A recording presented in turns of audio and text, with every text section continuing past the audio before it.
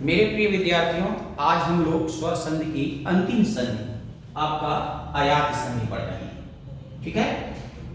अयाति संधि के सूत्र को पढ़ने में, उसका उच्चारण करने में बड़ी कठिनाइयां आती हैं और बहुत लोग कर भी नहीं पाते हैं। यहाँ पर आप देखिए, सबसे पहले मैं उसका उच्चारण, उसको कैसे उच्चारित करेंगे सूत्र को, उसको मैं आपको बताऊंगा, जिससे आप भी अपने विद्यार्थियों को सही तरीके से उसका उच्चारण बता सकें। एचो, ऐ, वा, या, वह, यानी अगर आप देखेंगे तो यहाँ पे आपके क्या है, अलग अलग वर्णों को अलग अलग ढंग से पढ़ेंगे तभी आप पढ़ पाएंगे। एचो, ये एच जो है माहेश्वर सूत्र का प्रत्याहार है, जिसमें ए, ऐ, ओ, औ चार वर्ण आपके आते हैं। उसके बाद क्या है, एचो के बाद है ऐ, वा, या, वह। जब आप ऐसे पढ़ेंगे तभी आप इस सूत्र को पढ़ पाएंगे। कैसे पढ़ेंगे, एक बार पुनः हम पढ़ेंगे। एचो, ऐ, वा, या, वह। अब अगर हम अयादि संधि की बात करें या एच माहेश्वर सूत्र की बात करें तो उसमें परिवर्तन कैसे होगा। आप देखें, नियम नंबर 1 कहता है कि यदि ए के बाद आ आए तो ऐ हो जाता है। ए के बाद आ आए तो ऐ हो जाता है। जैसे उदाहरण इसके, और इसके बस इतने ही उदाहरण किसी में से आपको मिलेंगे, इसके अलावा इसके बहुत ज्यादा उदाहरण नहीं मिलते हैं। जैसे आपका आया नयन, अब ये क्या है, ने प्लस अन, यानी आपने देखा ए और प्लस आ दोनों मिल करके ऐ हो गया। जब आप उच्चारण करेंगे नयन तो आप देखेंगे ने अन, नयन, ऐ आ गया। ए प्लस आ, ऐ हो गया। चयन, चे प्लस अन, ए प्लस आ बराबर ऐ, ये भी हो गया। शयन, से मतलब ये हो गया ए प्लस आ बराबर ऐ, ये हो गया। ये इसके उदाहरण हैं, नयन, चयन, शयन। ने प्लस अन, चे प्लस अन, से प्लस अन। फिर इसका दूसरा, पहला ये सूत्र हो गया कि ए के बाद अगर आ आएगा तो ऐ हो जाएगा। और यहाँ पे भी देखिए आप, ऐ जब आप इसको अलग अलग करेंगे तो यहाँ पे भी अगर आप संधि करेंगे तो देखेंगे ये ऐ है, फिर यहाँ पे ऐ के बाद फिर आ आया छोटा, उसके बाद वह औ हो जाएगा। इसी से नियम है, देखिए ये पहला ऐ है, फिर दूसरा ये जो आपका है औ हो जाएगा। फिर जब यहाँ पे तीसरा वा हट गया तो फिर यहाँ पे क्या हो गया, आ बचा, और आ में यह जोड़ दिया तो आय है। देखिए यहाँ पे आय है। फिर उसके बाद यहाँ पे जब यह हट गया तो फिर आ बचा, और आ में वह जोड़ दिया तो आओ। ये देखिए आपका आओ है। तो चार फॉर्मेट इसके हैं, आय, आओ, आय, आओ। और ये कैसे होंगे, जैसा कि आपका नियम कहता है कि एच, यानी जो ए, ओ, ऐ और प्रत्याहार हैं, उनके बाद अगर ए के बाद आ आएगा तो ऐ हो जाएगा, ओ के बाद आ आएगा तो अ हो जाएगा। उदाहरण देखिए, पवन, ओ अन, यहाँ पे क्या है, ये आपका ओ है और इसके बाद आ हो गया तो दोनों मिलके बन गया औ। जब उच्चारण करेंगे पवन, पौ, पौ, पवन, पौ, अन, तो ये आपका हो गया। इसमें दूसरा उदाहरण इसका भवन है, ओ प्लस आ बराबर ये आपका हो जाएगा औ, भाव हो जाएगा भवन। गवन में फिर यहाँ पे आप देखेंगे ओ है और प्लस आ दोनों मिलकर के अ हो गया, गवन, गो प्लस अन। श्रवण की अगर बात करेंगे आप यहाँ पे, तो यहाँ पे भी आप देखेंगे क्या है, ओ है और प्लस आ है, दोनों मिलकर के अ हो गया। तो इस तरह से इसका उदाहरण हो गया पवन, भवन, गवन, श्रवण।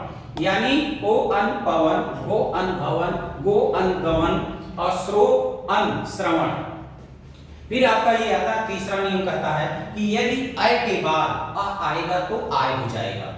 ये है नायक, नई अ, यहाँ पे ऐ है और ऐ के बाद आ आया तो दोनों मिला के हो गया आय, नाय, नायक। फिर यहाँ पे गायक में ऐ आया और ऐ के बाद आ आया तो दोनों मिलकर हो गया आय, गायक। शायक में फिर ये शय प्लस अक है, यहाँ पे ऐ है प्लस आ है और दोनों मिलकर हो गया आय। तो ये आपका उदाहरण हो गया नायक, गायक, शायक। नई प्लस अक नायक, गई प्लस अक गायक, शय प्लस अक शायक। फिर आपका अंतिम इसका जो नियम है वो है औ के बाद अगर आ आएगा तो दोनों मिलकर आओ हो जाएंगे। उदाहरण देखिए, पावक, पौ प्लस अक, यानी औ है ये आपका और उसके बाद जो है आ है, तो दोनों मिलकर हो गया आव, पावक।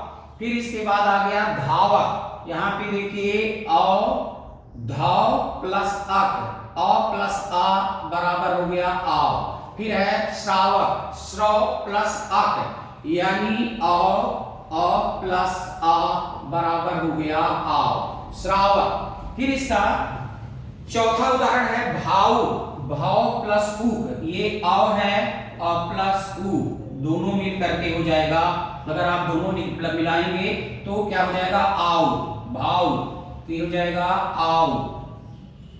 और इसके बाद नाविक है, नौ प्लस इक है और ये आपका ई मिल करके हो जाएगा नाविक, नाविक, ठीक है ना, और ई मिलकर हो जाएगा नाविक।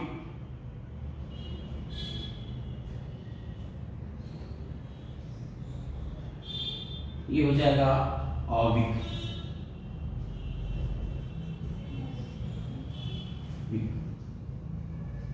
ठीक है ना, आओ अविक। तो ये आपका हो जाएगा। इस तरह से आपके ये उदाहरण हो गए। अब यहाँ पे बात आती है कि कौन से उदाहरण इसमें महत्वपूर्ण है। तो आप ये जान लीजिए कि चूंकि इसके उदाहरण बहुत कम हैं, इतने ही इसके उदाहरण हैं और इन्हीं में से पूछा जाता है, जिसमें सबसे ज्यादा महत्वपूर्ण जो अब तक पूछा गया है, अगर उसकी बात करें तो यहाँ पे ये आपका नयन पूछा गया है, चयन भी पूछा गया है, शयन पूछा गया है। फिर इसके बाद पवन, वेरी मोस्ट इंपॉर्टेंट, भवन वेरी मोस्ट इंपॉर्टेंट। फिर उसके बाद गवन भी इंपॉर्टेंट है।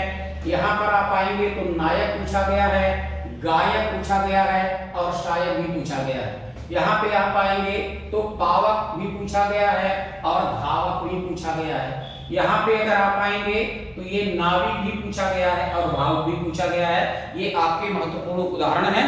मैंने आपसे कल भी कहा था जो ज्यादा महत्वपूर्ण होते हैं उसी उदाहरण देने का मैं प्रयास करता हूं। और मेरे ख्याल से अब आप, चूंकि हमने स्वर संधि की 5 संधियां पढ़ ली हैं जो हिंदी में है, संस्कृत में तो 7-8 संधियां हैं, लेकिन हिंदी में आपकी 5 हैं, क्योंकि मैं हिंदी का व्याकरण पढ़ा रहा हूं, ग्रामर, इसलिए इसमें हमने 5 पढ़ ली। और मुझे पूरा विश्वास है कि अब अगर आप स्वर संधि से रिलेटेड कोई संधि कर रहे होंगे तो निश्चित है कि आपको सफलता मिलेगी।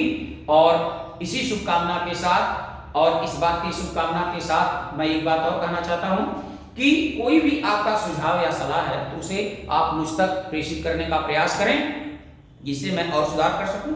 दूसरी बात यह है कि पुनः मैं आपको शुभेच्छा देता हूं कि आप अपने गंतव्य को प्राप्त करें। इसी शुभकामना के साथ धन्यवाद, नमस्कार।